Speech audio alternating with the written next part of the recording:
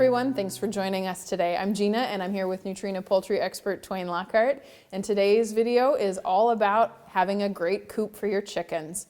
Twain, what are some key elements that somebody needs to think about when they're building their first coop? Well, Gina, my first instinct would be predator safe. You want to make sure that nothing can get in there to those girls at night because they're pretty defenseless at night. Hardware cloth is your friend that has little tiny squares. Chicken wire is a horrible misnomer, okay? Because a raccoon can put his nasty little jazz hands right through that, grab your chickens by the throat and pull them through. Oh dear. Hardware cloth, remember that. And when you put your hardware cloth on, you want to use those little U-shaped nails, not a staple, because I've seen videos of raccoons peeling that hardware cloth off. They're pretty industrious. So predator safe is the big key. If you notice the kits, and they do have kits, at a lot of your local farm stores will have a kit, they always use hardware cloth. So that is an option. Sky's the limit. You can go as expensive or inexpensive to a point as you want. Okay. So Twain, how about lighting in the coop? What do we need to know as a chicken owner? Well, chickens need about 16 hours a day of daylight to get eggs. So it's up to each person whether they want to artificially light those chickens or not. I do recommend that you place your coop so that they do get a natural sunset, whether you light them or not.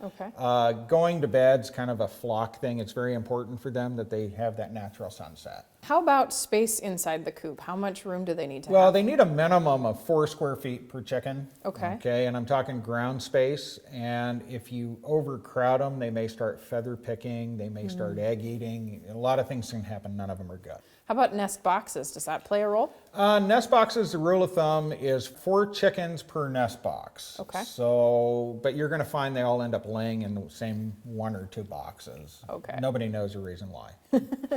All right. And what about air circulation, ventilation? What do we need to know there? Well, you'll always see on these sites, it'll say your coop needs to be well ventilated but not drafty. Now, what they're talking about is you need ventilation even in cold weather.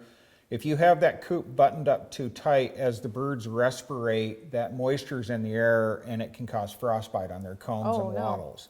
So you need a vent in your coop, even in the wintertime, but not a draft where the wind's whistling through the walls where they're trying to sleep. If that's happening, they're going to move. Oh, okay. And they roost off the ground. They feel safer being off the ground. Okay. So we need perches in there. How many? Yeah, well, you need about 1 foot space per chicken is the rule of thumb. And depending on the breed, how high it is, it's kind of funny because some of these big heavy chickens feel safe perching off the ground and they perch, right at coyote mouth level. Oh dear.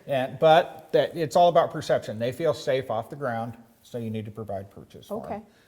How about heating in the wintertime? Do we need to warm the coops up for the girls? I live in southern Wisconsin and we survived the polar vortex last year, and we did not heat our chickens, and we do not have an insulated coop, and we did not lose a single bird. Okay, so generally speaking, I am not a big fan of heating the coops. It's a big fire hazard. If you have bantams, the little ones, they don't have a lot of body mass, so you may have to do something different with them. But if you are going to heat your coop, be very, very careful. It can be a big, big fire hazard. All right, great. Thank you so much, Twain. Thank you. There you have it, folks. Thanks for joining Twain and I on today's chicken tip from Nutrena. We hope you've learned something new, and be sure to check out NutrenaPoultryFeed.com to find the feed that's right for your flock.